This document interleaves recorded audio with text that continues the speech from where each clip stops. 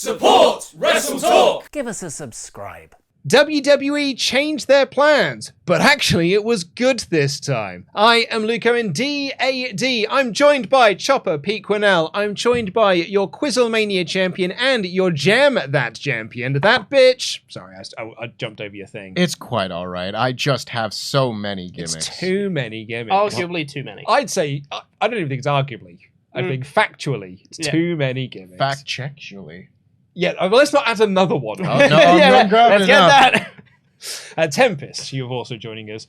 We are all 3/3 of the Blackpool Content Club here on the WrestleTalk Podcast channel. Thank you so much for joining us. Please do press the subscribe button if you are new here. Give us a little thumbs up as well. It's greatly appreciated. And let us know in the comments down below what you thought of WWE changing their plans. Now, just before we started recording here, Tempest was getting a little bit cross at me because I did not know who a football lad was on Dynamite on Wednesday night. And the only reason I was actually being very pithily annoyed at him is because he distracted from the Moxley-Lee Moriarty match and then looked like he was embarrassed to be there when the Jericho cut a promo and he literally went, "Oh God, don't look at me.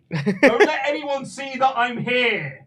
So I had a bit of a bad taste in my mouth for him. But then you said I didn't give enough praise.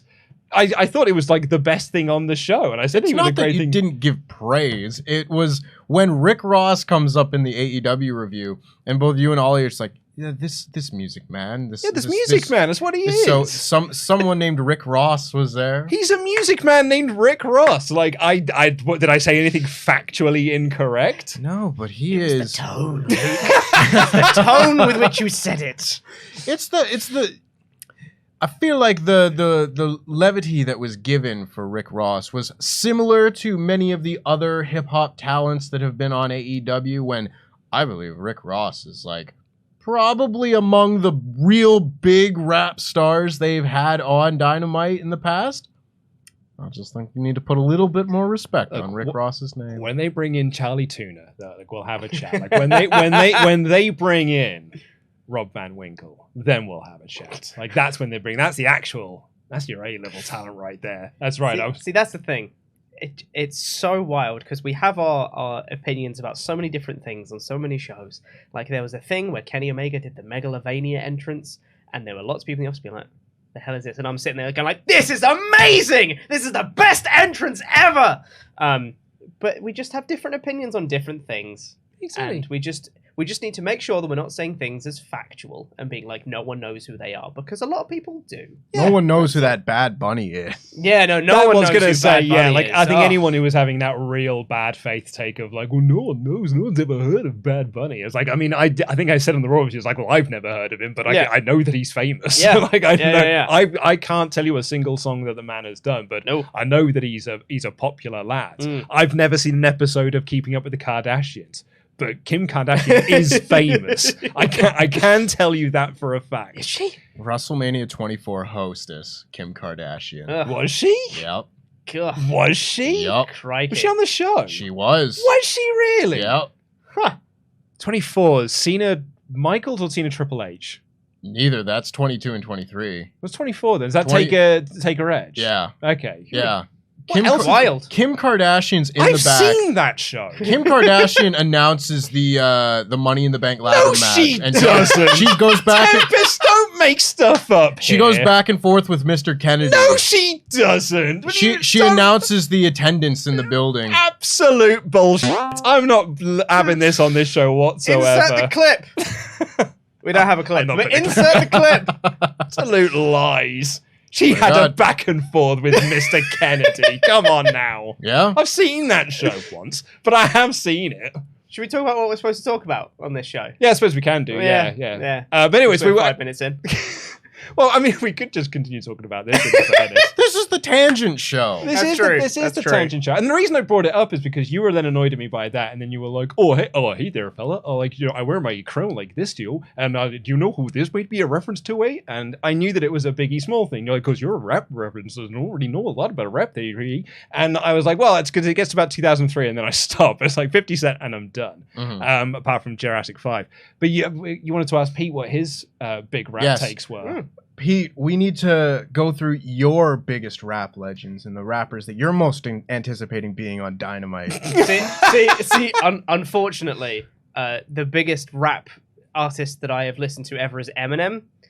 I've heard of him. Which, you know, if he used to be good. If he was on Dynamite, I'd have said, I know who that lad is. That's a big name to get right there. He's a movie star. Yeah. He was in 8 Mile. Sure was. Yeah. Won an Oscar for 8 Mile. He was good for it as well. Yeah. Threw up some spaghetti on himself. Yeah. 50 Cent, I used to listen to quite a lot. Jay-Z is another man that I have listened to. Dr. Dre. Yeah. Again, Yeah. if Dr. Dre was in the crowd, I'd be like, oh, dang. I know who that is. It's Dr. Dre right there. And here's a lesser known one, but I'd like to shout him out anyway. Akala, who's very good. They do some very good stuff. They're great. The thing is, I'm not the biggest fan of the rapping and the hip hop.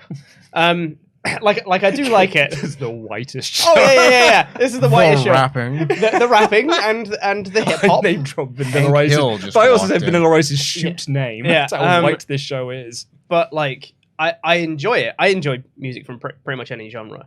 But I always like music to have meaning. And I feel like a lot of like mainstream rap and hip hop is very like that. But it's why I don't really listen to chart music and like pop music and stuff, because it's like this is designed just to be catchy and make money. And I like stuff to have like meaning behind it. So I really enjoy like rap and hip hop that has like meaning and like personal stuff behind it. So I really like Akala. He's great. But yeah, so that's why.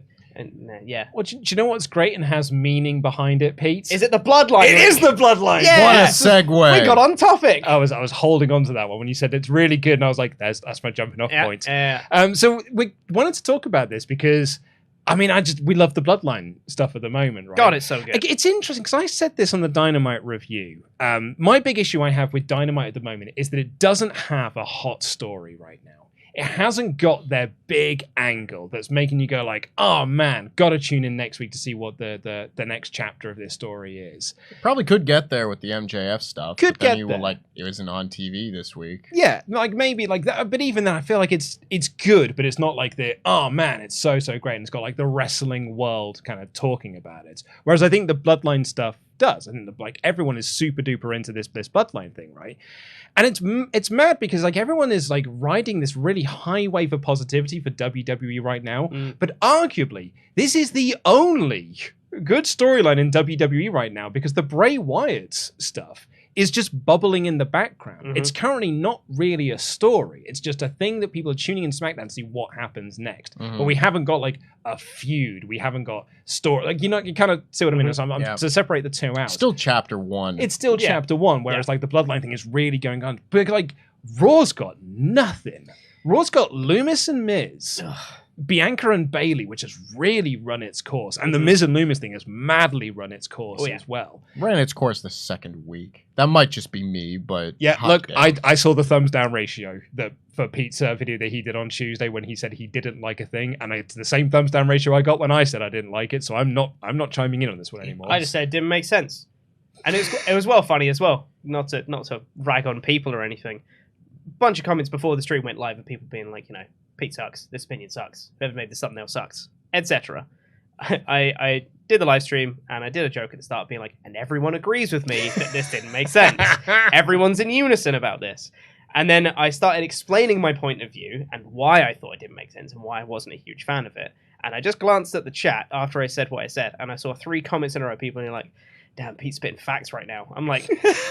That's why you should listen first. People do agree. Yeah. I've been dealing with all that nonsense since the NXT review. I know. God, yeah. Whatever. Like, I could feel bad for trolling you all those times when I kept popping up in the chat to be like, oh, this index story is awesome. Your problem now. You got to review the show. Yeah, well, Indy Hartwell's not there yet. But anyway, like, so I think that the Bloodline thing is really the only good storyline in WWE right now. But hot dang, is it the best storyline in WWE right now? Like the best in wrestling. It's like the best thing going at the moment, and its central character's barely there. I know. But it only enhances the story because he's not there. Exactly. And then the weeks when he's not there, like he was on Raw. Yeah. This week. Yeah. Roman was on Raw this week, and I was actively annoyed that the rest of the Bloodline weren't there. Yeah. I was like, you're the least interesting thing in this story. Champ. I was like, where's Sammy? Boo, Roman. Where's Sammy? Where's my Jey Uso at? Where's my Jimmy Uso and Sami Zayn interactions? That's what I'm tuning into the Bloodline stuff for. They were at Waffle House. Oh, they were at Waffle House, I suppose. Yeah, too busy to show up for work. It says a lot if Roman's the one that's showing up for work. So, kind of to kick things off a little bit, and I know you guys have talked about this a lot because you did the SmackDown review, but sort of like in information, like why do you love this story so much right now? One word: layers. That's the reason why I love the story. Like an onion. Like an onion. Like Shrek. Yep. Everybody loves cake. Cakes have layers. Ogres are not like cakes. Yeah. Layers. The characters are all individual. They're interacting. They have their own unique motivations, and we see those motivations play out week on week. And people, they are creating conflict and tension, which is the basis of any story ever, where you need to have some sort of conflict. And each of these characters have their own interweaving, conflicting motivations and stories, and it plays out on week-to-week television in a simple, logical way. And then it takes a little turn in the story that you weren't expecting, where you have the reveal of the honorary Sami Zayn, or you have the reveal like money segment. Oh, it's so good. Or like the reveal from last week's SmackDown, where you have we're gonna call him Sammy Uso, not feeling very Usy, that segment. You just have these, like, it just continues every week, and you're in anticipation of the next turn, the next zag in the story. And then when you get that, you're like, oh, it was really good, because it's been built up to for so long, and you're invested in what these characters are trying to achieve and seeing how they achieve that. And then they take you in the next direction, and then you're invested in the next bit, and then week on week it bubbles away, and then you get the next direction in the story. And it's just perfect. It's a bunch of characters interacting with unique and interesting motivations. It's real simple, but it's so good. The Usi thing, I think, is an interesting point to this, in that was something that Sami Zayn said in a promo, and that got over. Like, you're not being really Usi right now. Yeah. And it is kind of in the same way with like Scissor Me Daddy Ass, where like the crowd have just embraced it. But like WWE have shown incredible restraint not to really drive that into the ground, which they are, have been known to do. And like in fairness, like when Matt Riddle and Elias had their segment, and he had his bongos. He was like, "Do you want to hit my bong?" And that's what I call my bongos. And it's like, oh, that was a really funny line. And then they did the exact same joke the week after. It was like, okay, right, we've already driven this into the ground. Yeah. But they've shown real restraint with the UC thing to this point. I mean, unless you disagree. So far, you think it's been less than a week. They haven't been on the show since. I don't know. Like, I feel like the UC thing's been going on longer than that, hasn't it? Nope. It was Just last Friday. week's Is SmackDown. it really just last week's SmackDown? Yeah. It's been one Raw since then, In which the Usos and Sami Zayn weren't there. in which the crowd were repeatedly chanting Usi, and Roman Reigns had to acknowledge it a couple of times to be like, okay, enough with the Usi stuff, let's move on. Really? Yeah. I thought they've done it on 2 SmackDowns. No, Oh, well, just blow the me one. down. Yeah. I really thought that they had actually done this way less. Or way more, rather. No, it's just the once.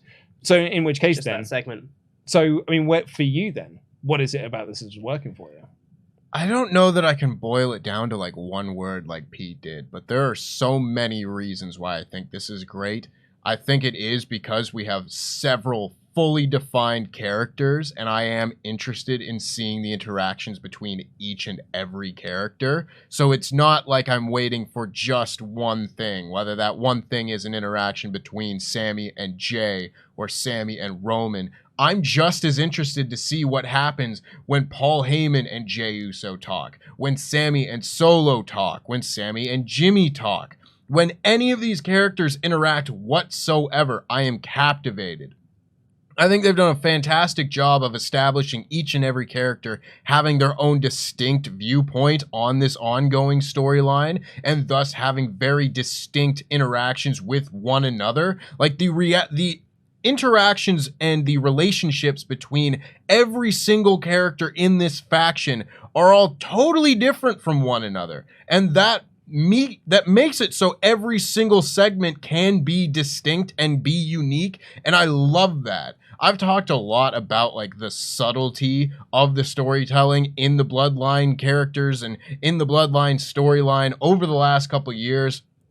I go back a lot to the Jimmy Uso calling out Cesaro story from like 2 years ago at this point, year and a half ago maybe, where Jimmy Uso calls out Cesaro, and he's cutting this promo on the ramp, and meanwhile you see behind him, you see Roman and Jay and Paul Heyman all making faces and just letting their body language tell the story without the commentators or somebody having to be like, whoa, there's trouble in paradise, oh, things aren't quite right here, and really making it melodramatic. They've done such a good job of letting the performers actually perform in a realistic way. And yeah, it's soap opera storytelling. It's over the top because it has to be. It has to be sort of this pantomime type thing because it's wrestling. But it feels very realistic at the same time. I just think they've done such a good job telling this story. And honestly, probably the biggest part of all of it is that I think they are walking the line perfectly between the level of predictability that you want out of wrestling, where there are things here where everybody is expecting them to turn on Sammy or turn on Jay, or there's going to be a blow up between Sammy and Jay, but you have no idea how they're going to get there. Or when.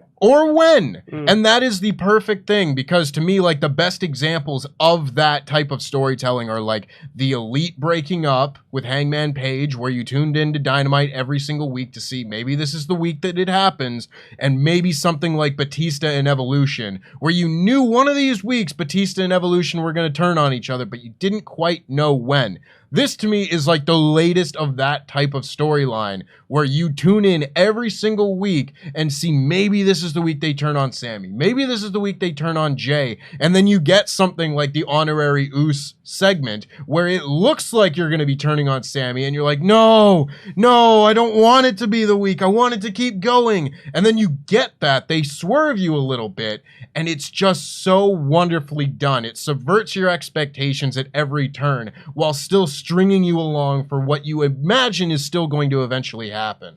There was a comment that had been left, I think it was in the live chat on one of the videos, that really jumped out to me. And I wanted to get your take on this, Pete, which is that someone said, man, I can't believe WrestleTalk loved this storyline so much. This is literally basic storytelling. Yeah. They're like praising this like it's the greatest thing ever, but it's just basic fundamental storytelling. It's almost like that's what we've been asking for like 10 years. And I think that's kind of the point, right? Isn't it? Yeah. It's like, because like we don't get a lot of this in wrestling. No. And, you know, we're all like movie fans and stuff. So we go to the pictures and we watch movies at home where we're like, oh, look, that's basic storytelling and that's really good. Or like, oh man, I can't believe they did this and that was a really good thing.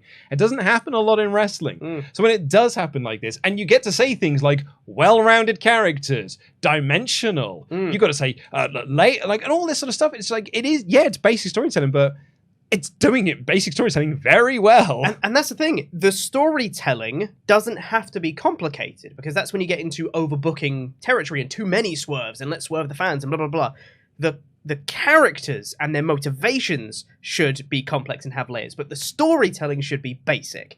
That is the perfect line that they're riding right now, in that every step of the story is logical and simple and just a small step forward every time, but it is a step forward every time, and then some steps are bigger, some are smaller. But the layers and the motivations of all the characters are more complicated, and that is when you can dive into, what did Roman mean when he made this facial expression here? What's his ulterior motive for saying this thing? Because it's subtext. It's not completely superficial.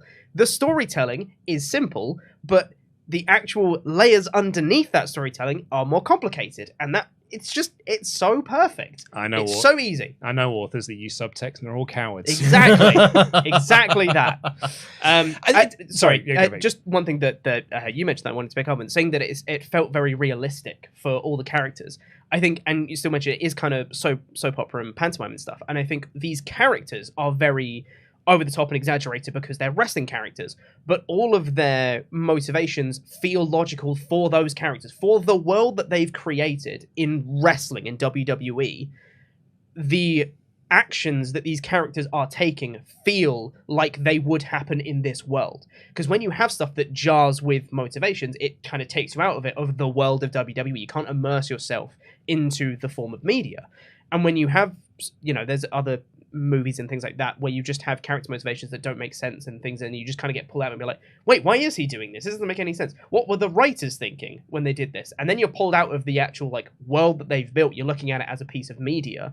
Whereas the perfect thing is when you immerse yourself into the world they've created. And in the world of WWE, the Bloodline makes perfect sense. And all their motivations completely track. It's the thing I think that AEW have missed a bit with this year. You kind of talk about how like it's just basic logic storytelling, and it's taking step forward and never taking any steps back. I was really enjoying. I was really getting on board with the Daniel Garcia split from JAS, and that battle of, am I a sports entertainer? Am I a pro wrestler? The only reason it jumped in is because you mentioned, like sometimes you get into this overbooking thing and doing the swerve for the sake of a swerve.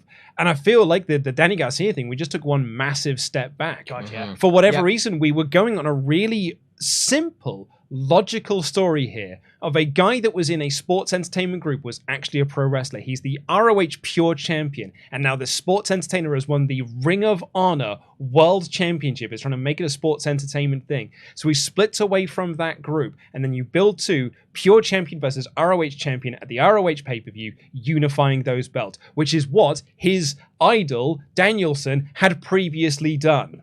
Like, it's a really simple story. And somewhere along the way, TK was like, I think I'm going to do something different. So Daniel Garcia is now just back in JAS. And now he's just back in that group. And it feels like none of that stuff ever happened.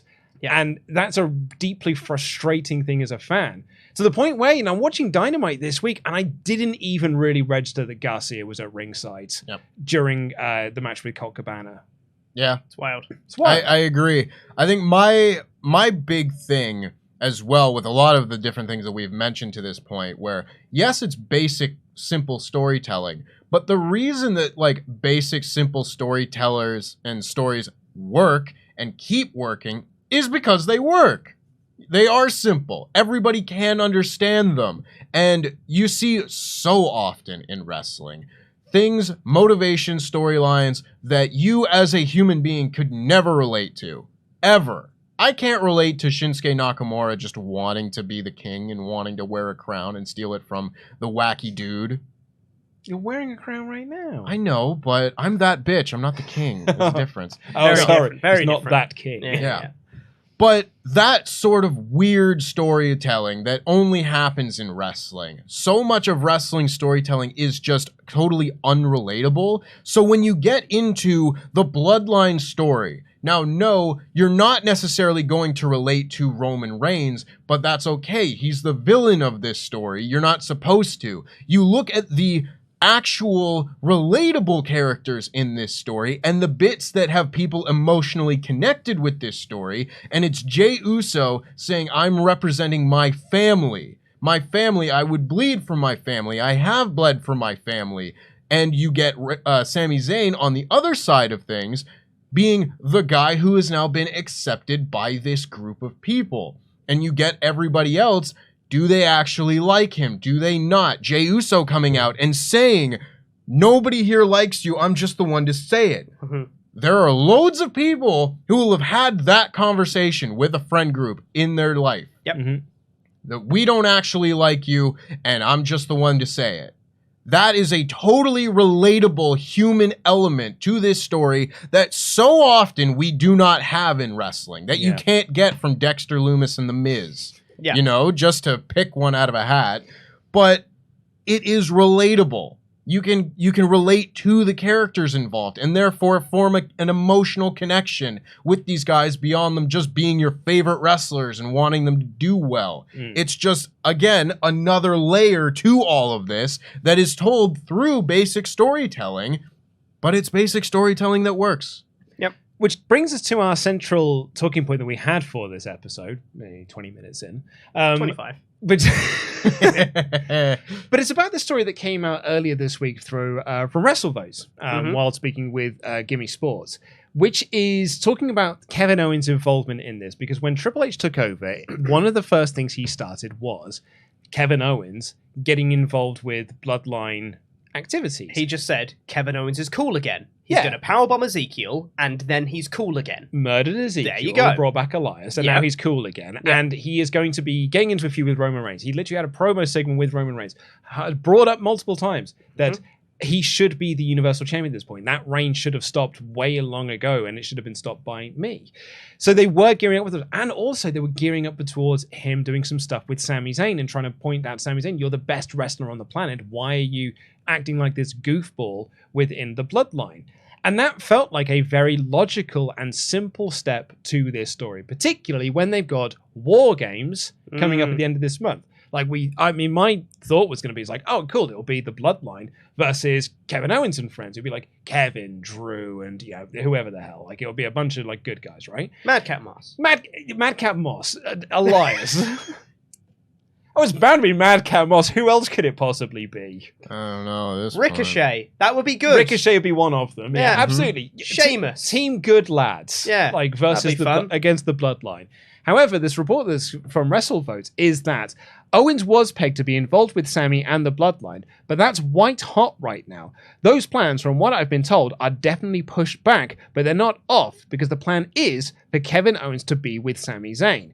Whatever they had planned for Owens is totally on pause because of this stuff with Sami, because this stuff with Sami doesn't come round often. This was supposed to be a little 3-4 week comedy deal, and it's getting big. This is WWE looking at the audience reaction to Sami Zayn in the Bloodline. Surely, like that segment in particular, when they looked like they were going to kick him out of the group. And I was like, do you know what? Let's put a pause on here. We'll still do this. But let's run with this for now because this is working. Let's see how big it can get. Let's see how big it can get. I kind of feel, as an AEW comparison, it is Sesame Daddy Ass. They split Daddy Ass away from the Acclaimed, and then were like, actually, no, that was kind of getting hot. Like, we should just put them back together and just see what we get from that. And they did, and it's worked dividends for them in the end. So this is an example of WWE changing plans, arguably for the better in a way. Like, and it's weird because like we've always said that as a negative thing, but this feels like this is the right thing to do at this point. I don't think that changing plans is always a bad thing. It always felt like there were very abrupt changes in plans. It was very much this thing hasn't been given a chance, and Vince McMahon has gone, let's tear up the script. Don't want to do that anymore, with not much reason or substance behind it. In this case, this is not being too attached to a plan you already had. For example, just going to throw it out there, Roman Reigns being crowned at WrestleMania. That happened so many times because that's what Vince wanted to do. And tons of other stuff got sacrificed by the wayside that could have been huge because they were too adamant to stick to their plan of, no, Roman Reigns has to be the guy. We can't have anyone else. Roman Reigns has to be the guy. In this case, they've had a plan. They wanted to do Kevin Owens feuding with the Bloodline, but they've gone, actually, we can do that later. We've got something else that's brewing right now, instead of sticking to their guns going, no, we're too attached to this Kevin Owens idea that we really want to do. That is a really good thing. That is reacting to your fans and listening to your fans. That is something that we have asked WWE to do for so long. Yeah, but they said they were going to do that in 2018.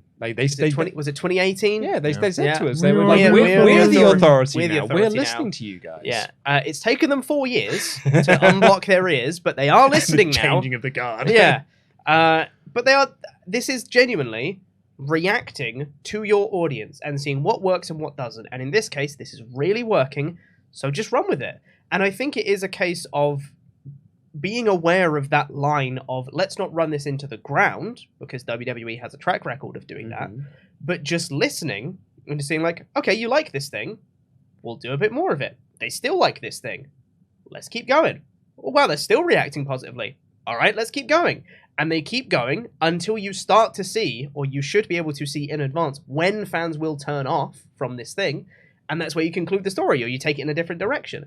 And this being able to adapt to it is such a positive sign that I cannot praise enough. Tempest? Oh, wonderful. Like, yeah, I think you kind of covered it because so often we will either see, in recent years, Vince McMahon just tear up the script and change plans every week because, to be honest, he was old and senile. And the other side of that being an unwillingness to adapt a story, whether that be Roman Reigns being coronated at WrestleMania, or whether that be Randy Orton versus Batista and having to literally be forced into including Daniel Bryan. No, that was always the plan from that SummerSlam last. I know, sorry, from the Sheamus 18-second squash, that was always the plan. I didn't realize that Road Dogg was sitting at this table. Yeah. Promise, Tempest, you're not big-brained enough to see the foresight that Vince and his creative team had. Yeah. That being said, I think I'm kind of two minds of this, because I do think that getting away from the Kevin Owens thing has left Roman Reigns without a viable next challenger during this period of time. We've got Logan Paul and everything for this weird little side arc that we've got. He's got a side quest. Yeah, that's all it is. Yeah, the filler arc that is Saudi Arabia. Yeah, but otherwise, I don't know what we do after that fact. But I do think that is worth putting on the back burner a little bit. I'd maybe like a little bit of a tease here and there of Kevin Owens, Sami Zayn stuff in the meantime. But even still, that will probably come a few months from now. Maybe when we get closer to like WrestleMania season. I don't know. That would be my guess, but if we're just riding a wave to see how big this Sami Zayn Bloodline thing could get, we're only a few months away from WrestleMania season. Who's to say that this doesn't just get bigger and bigger to the point that Sami Zayn wins the Royal Rumble? I was going to say, like, Sami in the Rumble is a really interesting thing, particularly like if Solo's in the Rumble as well. Like there's some really interesting, there's multiple things that can be done. Uso gets in the Rumble. It's going against singles, like all four of them go in as single competitors. Final four: Solo, Jay, Jimmy, Sammy. Do it. Maybe don't do that, but damn it, that would be cool. Solo, Jay, Sammy, and Cody Rhodes. And there's your final four, guys, and they fight with each other. It's The Rock. It's The Rock. It's The Rock. Like I still think that is what our WrestleMania plan is. Yeah, like, probably. I think there was that report that Triple H, he has scrapped a lot of Vince stuff, pretty much all of the Vince stuff. But the one thing that he is sticking with is Rock and Roman at WrestleMania. I think you can still do that. I just think you can have somebody else win the Royal Rumble and have Roman wrestle both nights. I would probably do that. I think that Roman really needs to get rid of one of the belts. I think it is weighing him down a little bit, and it is kind of forcing a lot of storylines into one place. Honestly, like you're right. Like he does need to get rid of one of them, but I cannot see a good logical storyline as to why only one of the belts is being defended. I mean, we've talked about he's carrying this two belts. Yeah, but it's one belt now. Yeah, it's called the Undisputed. Well, they screwed the pooch on that, didn't they? Just undo that. Yeah, just undo that. Well, that's right. They screwed the pooch. They booked themselves to a corner, and now they're like, I can't see a good way that is, when I say good, satisfying way that only one of the belts is defended in a match. Because also, it massively telegraphs it's just our way of getting one of the belts off Roman.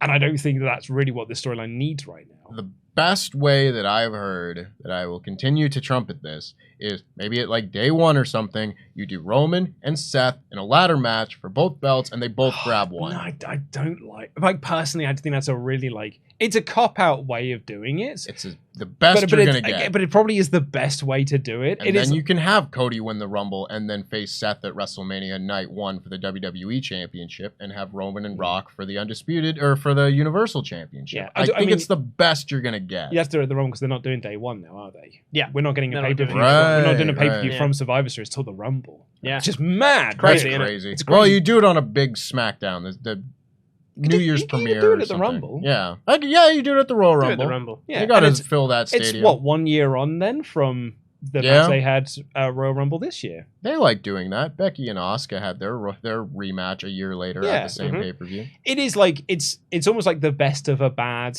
bunch of ideas, I guess. The best idea would be to not unify these belts a year ago. Well, yeah. The second best idea, I think, is this one. Yeah. Okay, I think that's fair. I also wouldn't be opposed to the idea. If they end up doing some way to get to Roman defending his belts, one on night 1, one on night 2, and you have Sami Zayn cost Roman Reigns his belt on night 1, I think that's fun.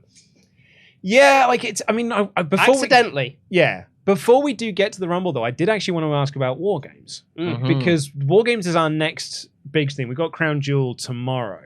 But really, it's the Saudi Arabia show. It's the freak show attraction thing of doing Roman Reigns versus YouTube megastar and influencer Logan Paul. One lucky shot. Match is going to be great. I mean, it's probably going to be great because I've yet to see a bad Logan Paul match. It's just that I couldn't care less about And he's them. going to get that one lucky punch on Roman Reigns, and everyone's going to go, oh my God. And then he's going to get a two count, and everyone's going to go, that was a very good near fall. Yeah. It's going to be great. I mean, it's going to be Jay's fault, and it'll be because Sammy wasn't there. Sammy won't be there. Sammy won't be there. He's not allowed to be there. Yeah. That's Yeah, great. yeah. I actually didn't think about that That's at a all, good but call. that's really nice because we know the Usos are there because they're defending their tag titles against Butch and the other lad. Yeah. So like that's quite interesting. But once we get through Crown Jewel and we can sort of move past our way from this Logan Paul thing, who has been quite terrible on television. It's not been great. Yeah, not fantastic. I just think he had one of the key lines or key moments to this Bloodline feud, which is that Jay still has eyes on that world title and winning it off of it. But he just bungled that execution and saying that line massively. That it's now like a pivotal part of the story, but really when you go back and look at it, it was never really done well because Logan Paul's bad at what he does at times and just completely effed it. Yeah. But it's now like, but I think once we've done that and we can get to War Games, do you still want to see the Bloodline in War Games? I Yes. do. Yeah, who would you put them up against? That's the question, isn't it? Well, Pete's got an I'd answer. also say, not necessarily who to put them up against. I don't think you have Roman in War Games. You have Sammy, Solo, and the Usos in War Games. That's your team of 4. And you can have them maybe lose, and maybe Roman gets mad about it.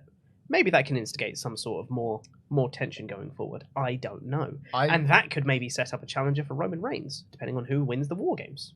I think you have Roman in War Games, and it's Roman, the Usos, Solo, and Sammy against... team of 5. Yes, Mhm. you can do that. You can do Yeah, anything you want in absolutely. War Games. Yeah. You do that against Drew, Kevin Owens, and the Brawling Brutes with Sheamus. Because they beat him up and took him off TV. That's a good. reason to rope him into all of this. And then you can set up Sheamus Yeah. versus Roman So Reigns basically as a challenger you're at still- some point during December. You're still doing the sort of story that we thought they might do. It's just you've just pressed pause on this Sammy stuff. And this actually could be this Kevin It's Sammy their stuff. ship name. So you could almost do like, this is almost like the unpausing of Yeah. that story is to start doing the Kevin Sammy stuff. Because it can start again inside War Games. You have a stare down between Kevin Owens and Sami Zayn. Everyone else is down in the match, and Kevin Owens and Sami Zayn in 2 rings looking across from each other. And they just like kind of look with this sorrowful look at each other, like, oh, I don't want to do this. I don't want to do this. And then they start doing their fight that they do, and everyone's like, oh no, I don't want to see these 2 fight. It's gonna be great. My only other pitch that I would like to make for it, and it's more of a case of kind of like what you were saying earlier about like, potentially setting up another challenger for Roman or whatever. But like, I kind of like this idea of just pitching it as a dream match. Oh dang, I need to watch this. It's Imperium. And you just do like, particularly if you get Thatcher as well, so you can have like, so you can have like the full 4-on-4, and maybe it's not solo, it's like the Uso, Sammy, and Roman to do a 4-on-4 thing. But just because on that poster you've then got Bloodline versus Imperium, like 2 like arguably the biggest stables that are on SmackDown right now. Absolutely. That to me just sort of feels like it's the only other thing I could think of that you would do that's not, it's not storyline driven, but a like, oh wow, we're doing that match. And then that kind of teases the idea of doing Walter Roman down the line, or like Walter Roman at the Rumble or something like that, or like a real big SmackDown, IC champ versus Uwu champ. I would love for them to do Walter Roman after Roman has dropped his belts, I think. I don't know. I don't know anymore. He said that and then didn't believe it. And then backed out my own idea. Because I don't want Walter to face Roman if it's going to be telegraphed that Walter's going to lose. I don't want him to face Roman for the belts or whatever before WrestleMania, because we know we're probably going to be getting to The Rock or Cody Rhodes or whoever at WrestleMania. I want him to face it after that, so we have the uncertainty being like, he could win. Because I think between now and Mania, Roman isn't dropping the belts. Anyone that faces Roman between now and Mania, we're going to be like, Roman's winning. But afterwards, we're going to be like, now it's open season. Anybody could beat Roman at this point. And if you have Walter at WrestleMania Backlash or whatever show they're going to do post-Mania, That's an interesting match right there. I think that's quite spicy because you could totally see Walter legitimately winning. Yeah. That'd be really cool. And actually, I mean, we haven't really mentioned him, and it hasn't really been mentioned for a while either, but Austin Theory still hasn't actually... He has a Money in the Bank. He's got a Money in the Bank contract, and the report was that we might be taking Money in the Bank off the Money in the Bank pay-per-view, getting rid of that as a pay-per-view concept, just putting Money in the Bank back on WrestleMania. Yeah. And it's a good way, like, you know, night one, night two, you can do the men's match on one night, the women's match on, I love on that another idea. night. I think it's actually a much better thing than doing the pay-per-view itself. I think from a content and program perspective, that is a good idea to do night one, night two, men's, women's. That sounds great. From a business WWE perspective, if they can sell out a stadium based off the Money in the Bank name as a show, as we've seen. Well, last they year. did. What, didn't they do Allegiant, or did they move it? They moved it because they Because couldn't. they couldn't sell the tickets, right? Mm. So if they could, then I could see them keeping it as its own show because the name is a decent enough draw at this point. But the point I was going to make with that is that it means that Austin Theory has now got less time to do his cash-in than he had previously, because it would have run up until Money in the Bank in June or July or whatever it is, but now it might be ending in April. So it's an annoying wrinkle in all of this, isn't it? It is an annoying wrinkle, but I think he is going to be the first person to just never cash it in. And like he'll be in the Money in the Bank ladder match at WrestleMania and just not win, or either he just wins it again, but he doesn't win, and he's the first person to hold onto the belt for, quote, a full year, end quote.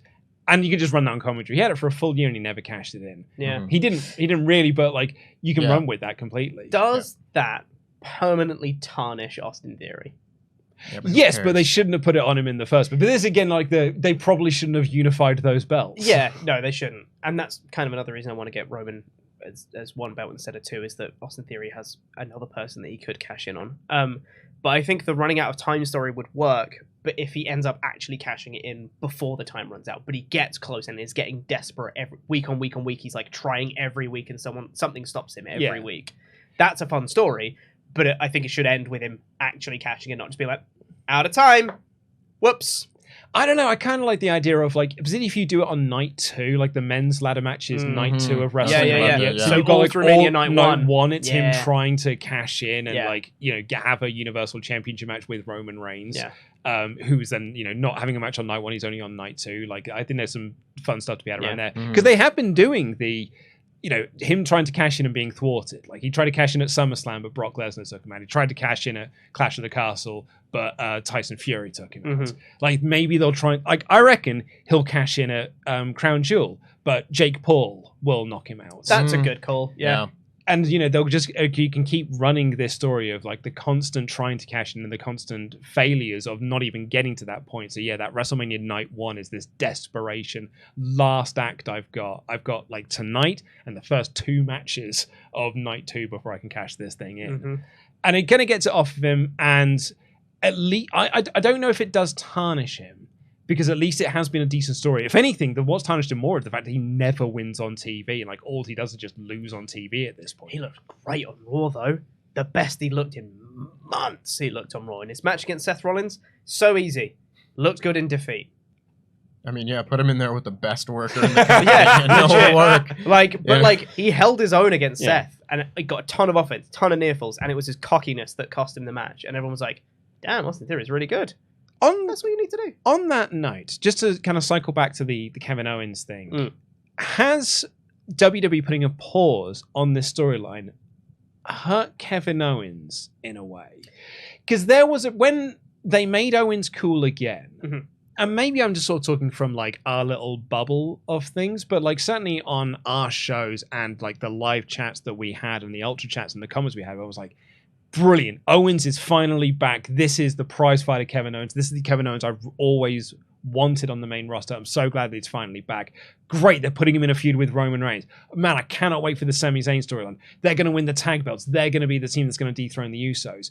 And by putting pause on that, and then him not being featured on TV really at all, like he was on one episode of NXT and has done like a handful of things on Raw, he's just not been seen.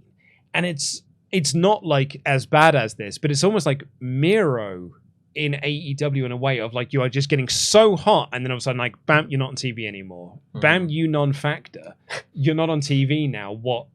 And that Miro has never really recovered from that. Like, can Owens? I don't think Owens will. I think Owens will recover from this because he's great. But has this in some way ruined some of that momentum? Well, yes. I think it's ruined the momentum. I don't think it's hurt him. I do think it's just been, he's plateaued. You've hit pause. Plateaued is a good word. You've hit pause instead of stop, basically. Yeah. You know, it's not dead. It's just on hold for now. I do agree, because I was looking at this whole, like, first few weeks of the Triple H era and being like, wow, look at this main event scene they've got all of a sudden. They got Drew, and then they got Kevin Owens, and then they got Sami Zayn, and all of these things. Karrion Kross is mixed in. Yeah. But he was like... He was at the time, yeah. He was a legitimate challenger. It seemed like it at the time. And now I don't feel that hot on Kevin Owens. So I do think that he's taken that step back. But I do think that we can get him back to that point, basically, once we want to include him in the story. I think having him not on TV is significantly better than having him off in this specific example, because having him on TV and him constantly saying, I need to go for Roman Reigns, I need to be Universal Champion, and then him not doing that for months and months and months, be like, what are you doing then, Kevin? Go find Roman Reigns. Why are you here and not doing the thing you're talking about? Having him talk about Roman Reigns, I'm going to come after the Bloodline, I should be Universal Champion, interactions with Sami Zayn, and then him not being featured at all. I think when he returns, that music hits after, I don't know, Sami Zayn's alone in the ring after being kicked out of the Bloodline or whatever. Kevin Owens' music hits. Everyone instantly, we're right back at that level. Be like, oh, Kevin Owens! Oh my God, yes! And everyone's going to be right back in the story where we left off. It is a pause. I don't think it's actually hurt him that much. Not to get away from this specific question, but I want to pose a question regarding Sami Zayn and Kevin Owens and a few different possibilities. Because Ollie Davis very correctly pointed out that rarely happens. Elimination Chamber is in Montreal. I pointed that out to you. Is it really? Yeah, it is. It's in Montreal. Yeah, it is. Oh, well, I mean, that's the time to do the reunion, right? And then do Owens and Zayn versus the Usos at Mania. What would you rather do? Would you rather have the split happen before that and do Roman versus Sami in Montreal? Or would you rather then do Roman versus Kevin Owens in Montreal with Sami on the side, kind of like, you know, AJ Styles versus Kota Ibushi with Kenny Omega on the side, where you can have that, like, they look at each other and they pause and there's that moment, and then that's when the finish happens. I think the crux of the Sami Zayn related bit of this story happens at that show. But and this is why this storyline is so good, I have no idea what that's going to be. Yeah. I like me and you spoke about this briefly. I think we spoke about it on the SmackDown podcast maybe, when we're talking about Elimination Chamber being in Montreal. It's like you could have Roman versus Sami at that show. Sami loses, but Kevin Owens consoles him and says, no, we're still going to take down the Bloodline. Me and you need to take down the Usos and get their tag titles off, and then we can sort out Roman afterwards. We're going to take down the Bloodline from the inside. We're going to take out the foundation, and then we'll go for the peak afterwards again. It kind of like gets him back on his feet afterwards. Or you could do the turn. Sami is kicked out of the Bloodline at Elimination Chamber, and Kevin Owens does the reunion there. You could just do the heartbreaking in front of the fans. Sami Zayn gets kicked out of the Bloodline. Full stop. That's the end of the show. Heartbreaking, but then he can have like hometown ovation while he's just lying in the ring and soaking up the crowd afterwards. That's cool. You could do the Owens thing then just for the live crowd. Yeah. Like you cut the show there. And I think that should be on TV. Well, here is why I would say you could do that, because I'm looking into the Bray Wyatt thing. Bray Wyatt's storyline started via social media, and it started by people sharing videos. If you then had loads of people sharing videos of the Owens and Zayn reunion, all of a sudden that's all Twitter is talking about the following day. And that's all the things that's being shared around. And WWE love them shares. I think you'd get the same effect if you did it on the show, because I think it would be such a well-received segment that people would be sharing it anyway and being like, oh my God, my heart when this segment happened. Clip of the segment. I still think it would get shared around. Yeah, I see both sides as of it. much. So. I think you could do both. Honestly, I don't know that I wouldn't have the split happen before that. And even if you could absolutely telegraph that Roman would win this match, I think you could do Roman versus Sami and just have that be the big Sami Zayn babyface coming out match and have that hometown crowd be so behind him and have him get like this close So close, like a vintage NXT Sami Zayn babyface performance. Because if you want to rebrand him as this babyface, like full and true babyface, you're not going to have a better response to a big match than in that building. Sorry, do you want to go? Because I literally just had another idea. I've got a pitch I'd like to make. Go for it. No, you go, and then I'll make my pitch. I had another idea, which is you do prior to that Rumble, whenever Sami Zayn's kicked out the Bloodline, injured, written off TV. Kevin Owens versus Roman Reigns at Elimination Chamber. Kevin Owens loses. Post-match beatdown. Sami Zayn makes a save afterwards. That's his big return. Is in Montreal. Rejoins with Kevin Owens to save him from Bloodline beatdown afterwards. That's pretty realistic. Here's my pitch. I've just thought this off the top of my head, so it could do with some refinement here, maybe some workshopping. Sami Zayn lucks his way into becoming the number one contender at Elimination Chamber. Through some like accidental means, he becomes the number one contender to the title. And the build for it is, look, Roman, I'm not going to go for your belt. Like, come Elimination Chamber, I'm just going to lay down in the ring. And Roman spends the whole time being like, I believe you and I buy into this. And then you tell the story of, in the match, that moment when Sami just goes for a roll-up. Yeah.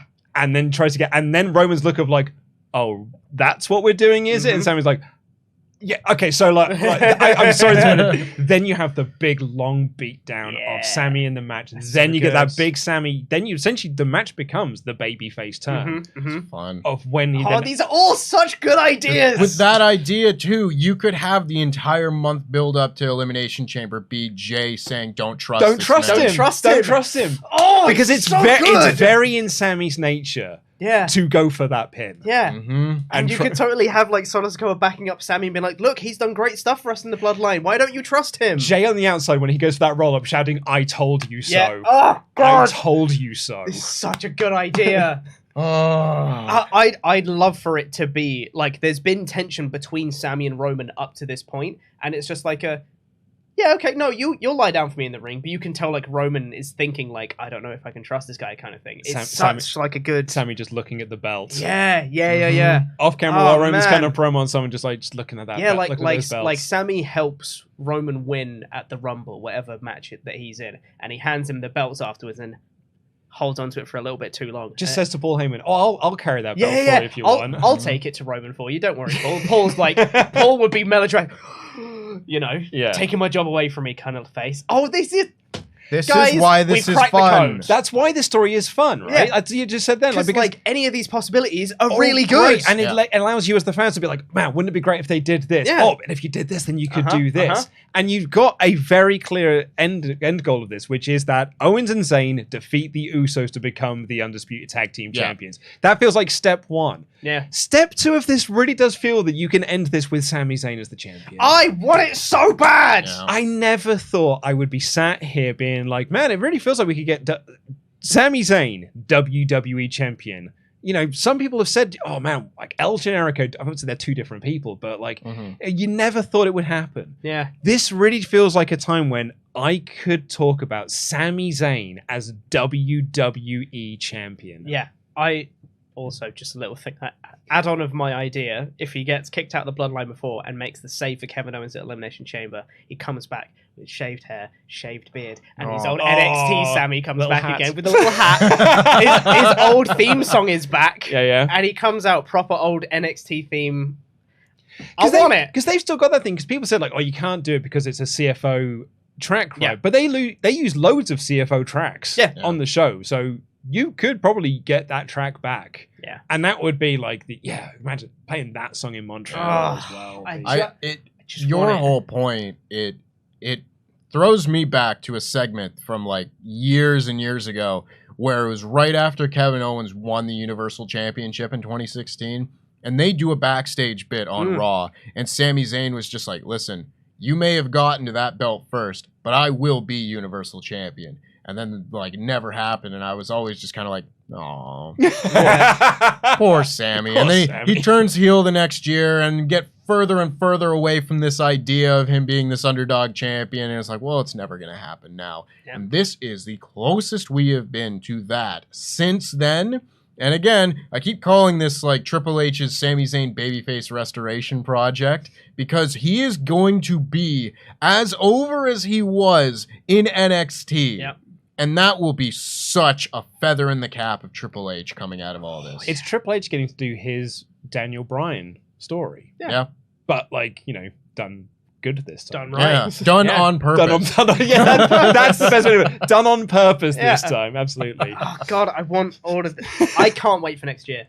Yeah, Literally, right? I cannot wait for next I'm year. really, I just want to get through Crown Jewel because I just need to get through all of Crown the... Jewel's an I could just get through the unhelpful Logan Paul barrier. stuff. It is an Yeah. unhelpful barrier, but then I can look towards War Games, and then I can then start the build to the Rumble. Yeah. And then be like, it's a 2-month build to the Rumble then to be like, what are we, where are we going? Who's Where are we going in the going? Rumble? Who's going to win the Rumble? Is it going to, because there's also, you know, Cody Rhodes is still a factor in this Yeah. because Cody is still pegged to be the possibility to win the Rumble. Is that really the question of like, okay, well then what does he do at WrestleMania? There's the Rock thing as well.